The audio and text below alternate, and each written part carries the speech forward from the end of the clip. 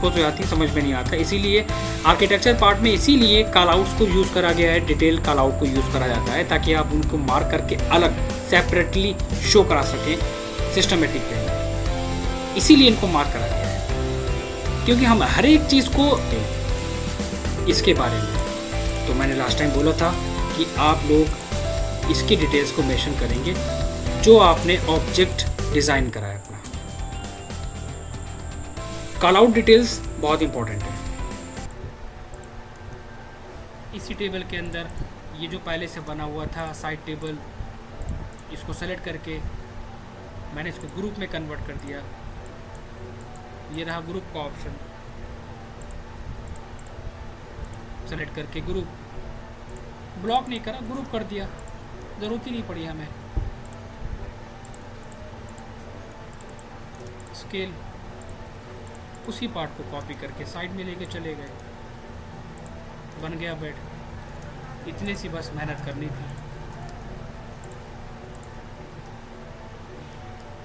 इस पूरे मॉडल को सिलेक्ट करके ग्रुप में कर दिया और लाइट कलर से मैंने बोला था कि फर्नीचर्स आइटम को मेंशन करना है, कहाँ लगाना है। इसको लिया, सेंटर पॉइंट पकड़ा, जहाँ पे लगाना है वहाँ पर प्लेस कर दिया, आ गया बेड हमारा। अब यहाँ पर हमारे पास क्या है, वार्डरोब है। वार्डरोब दी है हमने, वार्डरोब दी है हमने कम से कम 1.5 फीट की डेप्थ के साथ, तो हमारे पास स्पेस वहाँ कम बचेगा। तो हमने लॉजिक क्या लगाया कि इधर तो स्पेस हमें इधर मूव करा देंगे तो इधर स्पेस मिल जाएगा और इधर स्पेस मिल जाएगा। हमने ब्लॉक यूज़ करा ताकि सिटिंग वगैरह के लिए हम कुछ एक्स्ट्रा आइटम्स दे सकें। हमारे पास यहाँ पर टीवी यूनिट होनी चाहिए, बनेगा, ठीक है। मैं 1.6 लेके देखूँगा साइज़ कितनी लूँ। अब ये हमारी वॉल की लेंथ के ऊपर है, तो हमारा जो बेड का साइज़ जहाँ तक कवर हो रहा है मैंने वहाँ तक उसको कवर कर लिया। उसको हमने टॉप सेक्शन से कोई भी डिज़ाइन बना लिया, चलेगा। कुछ भी बना के मेंशन कर लिया, टेक्स्ट कर दिया, सामने वाला समझ जाए कि ये क्या है। और एक हैचिंग कर दी उसके अंदर, थोड़ा सा ये सॉलिड लगे पार्ट हमारा।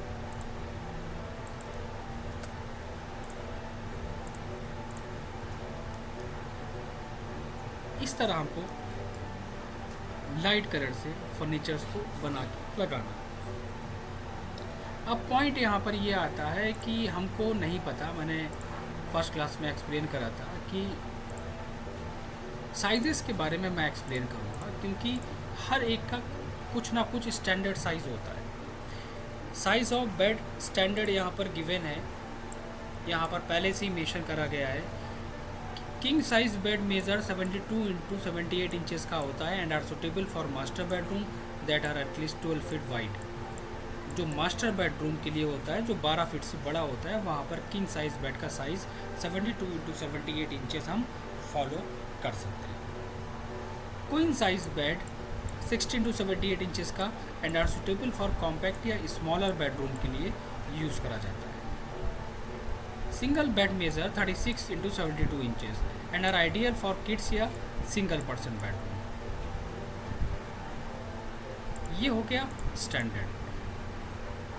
और इसी के साथ साथ कुछ और भी चीज़ें होती हैं जिनके बारे में हमें पता होना चाहिए। जैसे कि अगर हम दो बेड को मेंशन कर रहे हैं तो वहाँ पर the most and common way to separate two single bed is by inserting a shared bedside tables in between. The distance between two single beds should be at least 3 feet. Minimum कितना होना चाहिए? Approx 3 feet होना चाहिए। यहाँ तक ये भी बताया गया है कि the minimum clearance on the other side of the single bed even ये double bed should be around 24 inches. कम से कम 24 इंच का स्पेस हो ताकि एक कंफर्टेबली हम वहाँ पर मूव कर सकें।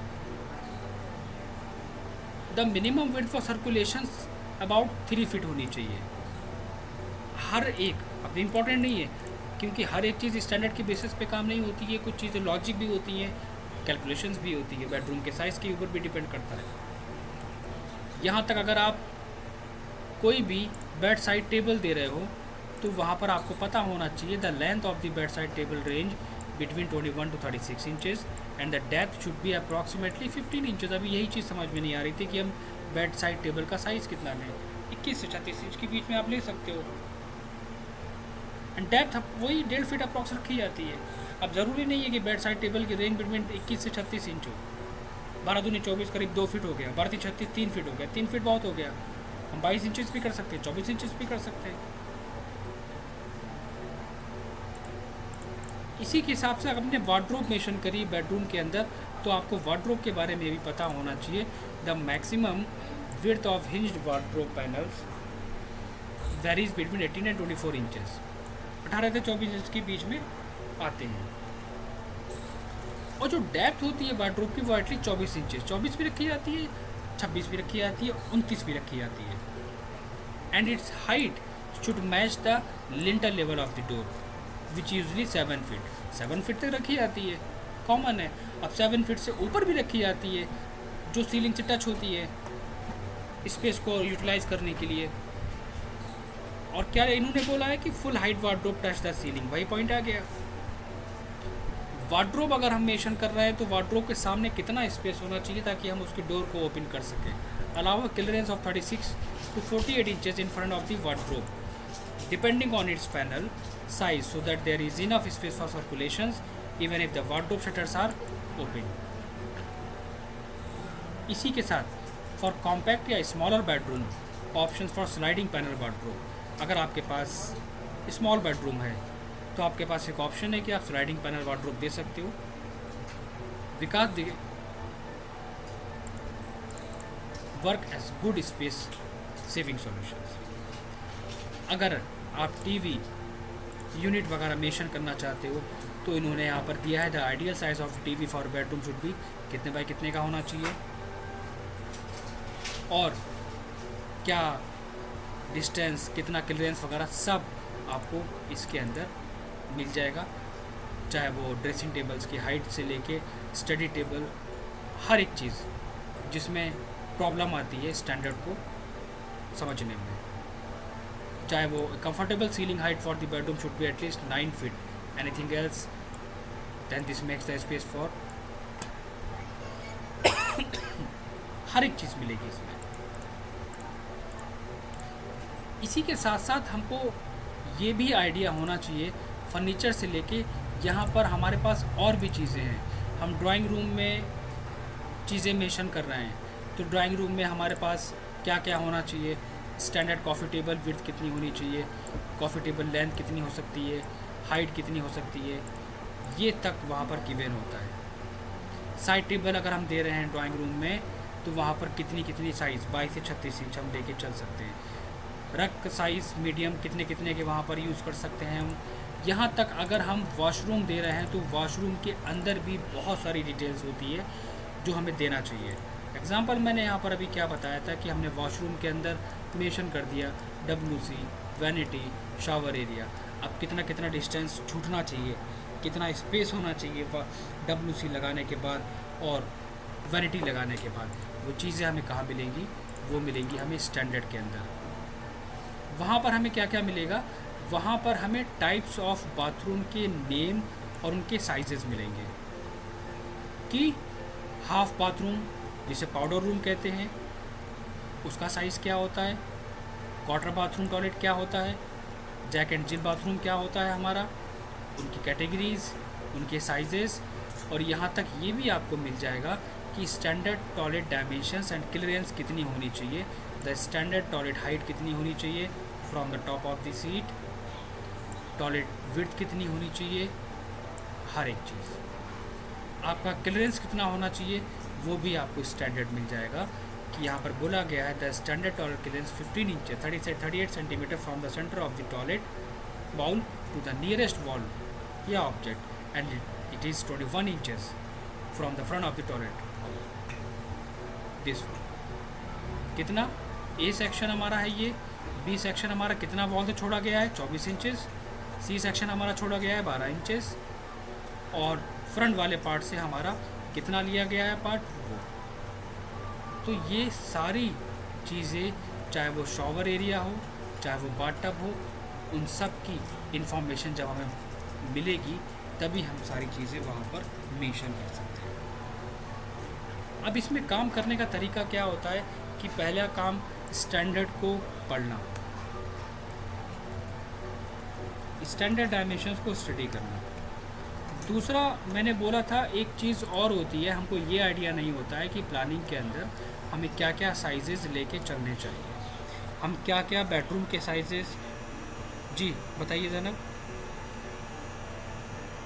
आप टेक्स्ट कर दिया करो, बीच में बोल दिया करो, क्योंकि नज़र नहीं जाती है ना उस पर, इसलिए हम देख नहीं पाता हूँ मैं। बताइए।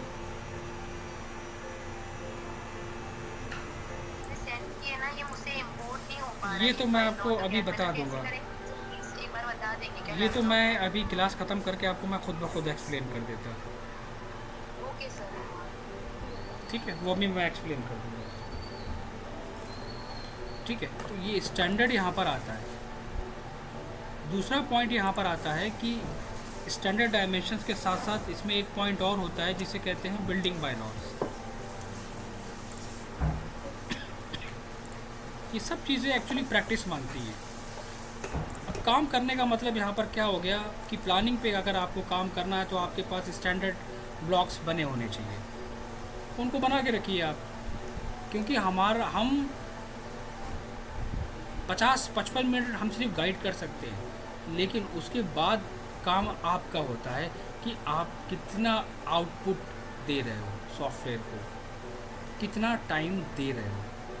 अब प्रोफेशनली वे में काम करने का मतलब होता है, it's not a easy task कि हमें एक प्रोफेशनल बनना है और हम बन गए।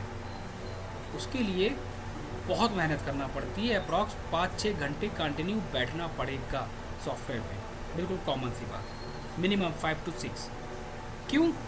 क्योंकि अब वर्क करना है तो आपके पास स्टैंडर्ड ब्लॉक होने चाहिए। स्टैंडर्ड ब्लॉक किसी के पास नहीं होते, वो बना के रखते हैं कि 6x6 का बेड, 7x7 का बेड, 6x8 का हमने बना लिया, 7x7 का बना लिया, 8x8 का बना लिया हमने, टीवी यूनिट रख लिया अपने पास बना के। यहाँ पर अलग अलग स्टैंडर्ड साइजेस फर्नीचर्स के रख लिए हमने, 6 सीटर के अलग बना के रख लिए ब्लॉक हमने। हर एक का ब्लॉक फर्नीचर आइटम वैनिटी से लेके हर एक चीज़ बना के रखनी पड़ेगी। डोर के सिंबल्स 2.5 फीट, 3, 3.5 फीट, 4 फीट, 4.5, 5, 6 उनको बना के रखना पड़ेगा। क्योंकि जब तक हमारे पास इनकी लाइब्रेरी नहीं होगी हम काम नहीं कर पाएंगे, फिर हमारा टाइम उसी में लगेगा कॉपी एंड पेस्ट करने में और उसको चेंज होने में। तो प्लानिंग का मतलब क्या हुआ, यहाँ पर टाइम सेव करना है तो आपके पास ब्लॉक आपके पास खुद के बने होने चाहिए।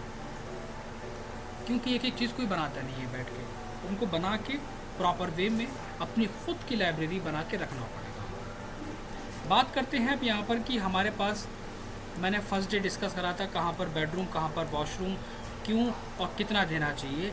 ये चीज़ें डिसाइड करी जाती हैं हमारी किसकी, बिल्डिंग बाय लॉ के अंदर। बिल्डिंग बाय लॉज में ये गवर्नमेंट के कुछ थंब रूल होते हैं जिन्होंने बोल दिया गया है कि आपके प्लानिंग के अंदर कुछ चीज़ें मस्ट हैं जो आप देंगे।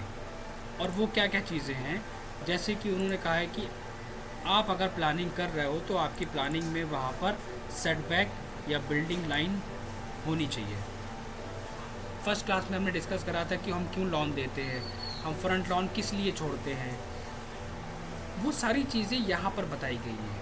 हम क्यों ओपन स्पेस छोड़ते हैं, क्यों बेडरूम को हम साइड में डालते हैं, क्यों डाइनिंग को सेंटर में रखते हैं, क्यों किचन हमारा डाइनिंग से अटैच होता है। ये सब एक फिक्स है कि कौन सा स्पेस कहाँ पर यूज़ करना है, ये बिल्डिंग बायलॉज के ऊपर डिपेंड है। यहाँ पर मेंशन करा गया है सेटबैक या बिल्डिंग लाइन। सेटबैक या बिल्डिंग लाइन मतलब उन्होंने बोला है कि building by law decade the minimum open space required in front of the building.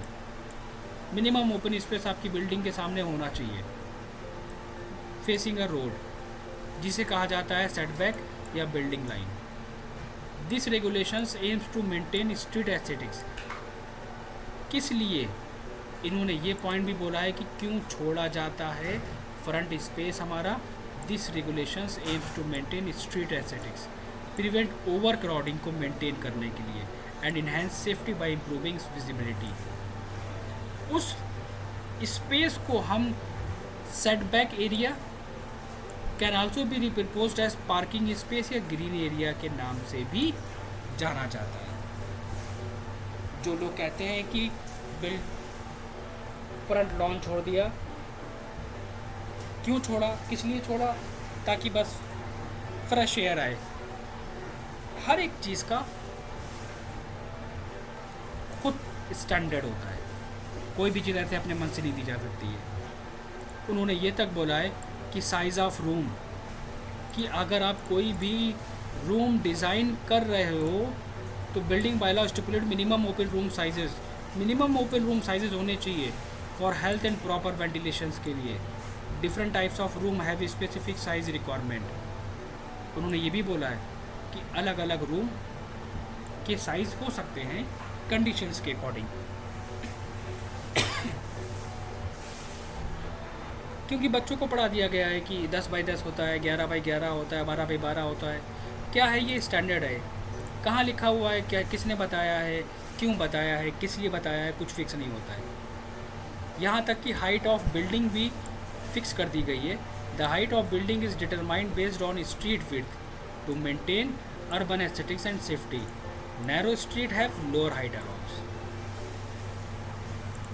अब इन्होंने क्या बोला है कि आप अपने रूम साइजेस हमारे स्टैंडर्ड के बेसिस पे दीजिए। उन्होंने बोला standard size of room in residential building, drawing room या लिविंग रूम। अब क्या बोला उन्होंने? Drawing room should be located in the middle of the building. मैंने नहीं कहा, ये गवर्नमेंट के थ्रू रूल है। उन्होंने चीज़ें पहले से ही फिक्स कर दी हैं कि प्लानिंग को का प्रोसेस क्या है और प्लानिंग किस वे में करी जाएगी। Middle of the building and should be connected to the front veranda and dining place. It should be well lighted and ventilated. और इसका साइज़ हम फॉलो कर सकते हैं ड्राइंग रूम का 14 to 16 के बीच में और 18 to 24 के बीच में, बाकी डिपेंडिंग ऑन दी कंडीशंस। जो रिक्वायरमेंट तो बात की बात है, जो स्पेस होगा हमारा उसके बेसिस पे। बेडरूम कहाँ पर देना चाहिए किसी को नहीं पता। बेडरूम के लिए भी फिक्स कर दिया गया है कि bedroom should be so located that they are well ventilated at the same time provide privacy का भी ध्यान रखना पड़ता है। कहाँ पर हमें देना चाहिए bedroom? Generally they should be located on the side of the building के साइड में दिया जाता है, सभी को पता है। So that at least one wall expose for good ventilation, ताकि हम प्रॉपर वेंटिलेशन वहाँ पर ऐड कर सकें। अब प्रॉपर वेंटिलेशन वहाँ पर ऐड कर सके का मतलब क्या होता है? अगर हम अपनी प्लानिंग को देखें, बिल्डिंग के साइड में है, प्रॉपर वेंटिलेशंस का मतलब हमने यहाँ पर विंडो दे दी, इसे कहते हैं प्रॉपर वेंटिलेशंस। तो रूल्स रेगुलेशंस के साथ प्लानिंग करी गई है, एक एक पॉइंट को रख के। और इसी के साथ उन्होंने ये भी बताया है कि स्टैंडर्ड साइज़ ऑफ बेडरूम आप 10 से 12 फीट और 14 से 16 के बीच में ले सकते हो। जनरली अगर क्वेश्चन करते हैं किसी बच्चे से, बेडरूम का साइज़ 10 बाई 10 से शुरू होता है, 12 बाई 12, 12 बाई 14, 12 बाई 16। कहाँ पढ़ा? बस होता है या ऑनलाइन पढ़ा या गूगल से पढ़ा, या बहुत हुआ ऑटोकैड जहाँ से सीखा था हमने कोचिंग सेंटर से, वहाँ के सर ने पढ़ा दिया। क्यों पढ़ाया, क्यों होता है, किस लिए होता है, किसके बेसिस पे होता है, क्यों चूज़ करते हैं, जो एक फैक्ट होता है, जब तक वो सामने नहीं आता तब तक चीज़ें बेकार है। जो बेस वो बहुत इम्पोर्टेंट है। चीज़ें कहाँ से ली गई है। गेस्ट रूम के बारे में इन्होंने एक्सप्लेन करा है यहाँ पर, ऑफिस रूम के बारे में, डाइनिंग रूम के बारे में, किचन के बारे में इन्होंने एक्सप्लेन करा है। Kitchen should be provided in near rear corner of the building, but north east corner is the best. Standard size of the kitchen आप 8 से 13 और 10 से 12 के बीच में ले सकते हो। यहाँ तक इन्होंने स्टोर रूम के बारे में भी एक्सप्लेन करा है कि स्टोर रूम का साइज़ हम कितना लेके चल सकते हैं।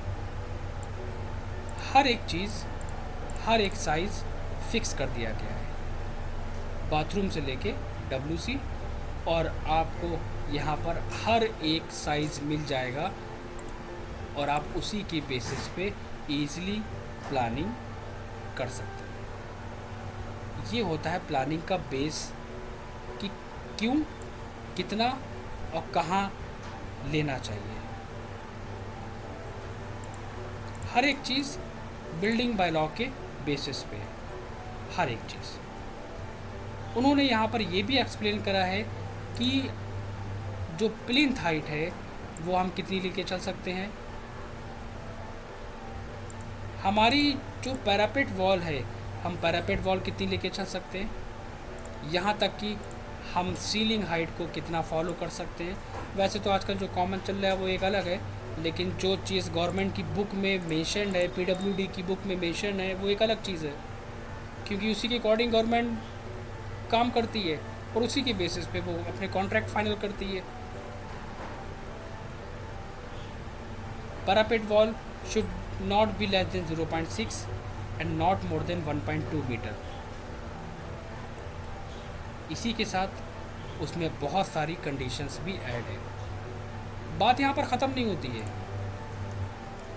प्लानिंग का मतलब यहाँ पर ये नहीं हुआ कि हमने रूल्स रेगुलेशंस फॉलो कर लिए, स्टैंडर्ड पता चल गया, वेंटिलेशन क्या होना चाहिए ये पता चल गया, कहाँ पर क्या चीज़ें होनी चाहिए ये पता चल गया, लेकिन हमें ये नहीं पता चला कि बेडरूम किस डायरेक्शन में होना चाहिए, हमें ये नहीं पता चला कि कौन सा एरिया कहाँ पर होना चाहिए, क्योंकि ये हमें गवर्नमेंट की बुक में नहीं मिलेगा। वो हमें कहाँ मिलेगा? वो मिलेगा हमें वास्तु के अंदर।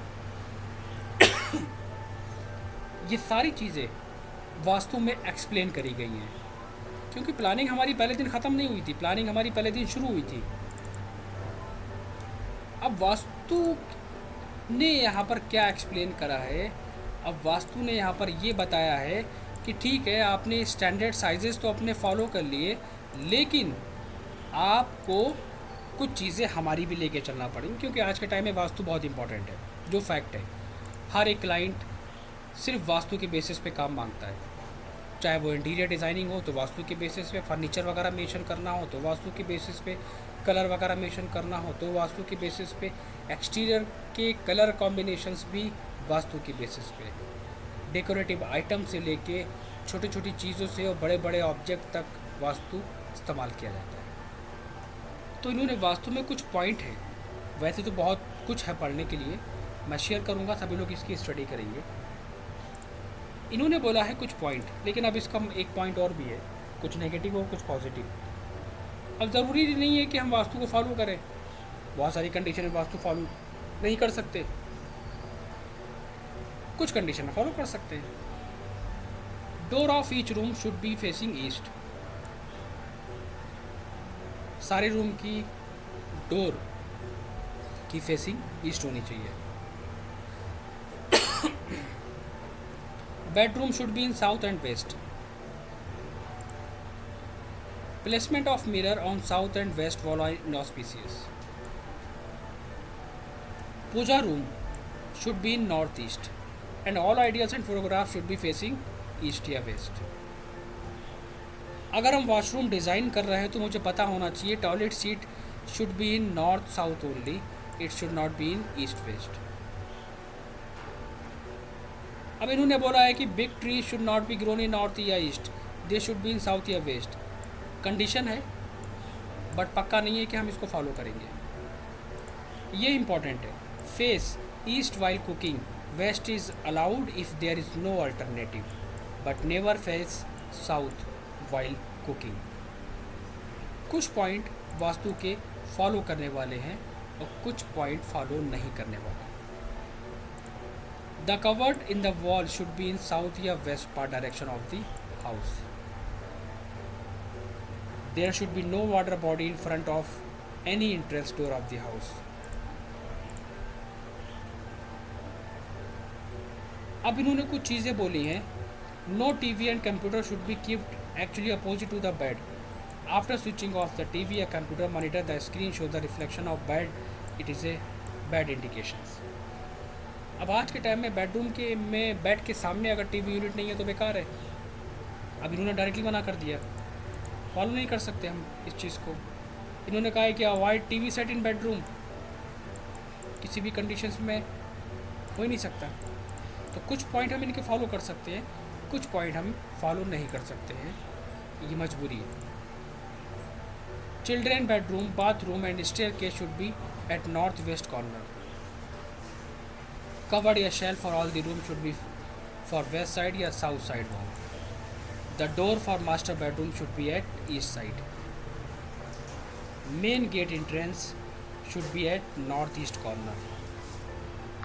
WhatsApp. और भी इन्होंने कुछ चीज़ें दी हैं, इन्होंने कुछ अपने भी दिए हैं स्टैंडर्ड, लेकिन वो स्टैंडर्ड हम नहीं फॉलो कर सकते क्योंकि हमारे पास ऑलरेडी बिल्डिंग बाय लॉ के स्टैंडर्ड्स हैं। और भी इन्होंने कहा है कि कहाँ पर क्या क्या चीज़ें आप कर सकते हो। Bedroom on the north east side of the house will cost trouble. अगर कोई सी चीज़ किस डायरेक्शन में करेंगे गलत होगी तो उसका क्या क्या इफ़ेक्ट पड़ेगा, ये भी इन्होंने बताया है। Children bedroom should be in the north या वेस्ट साइड।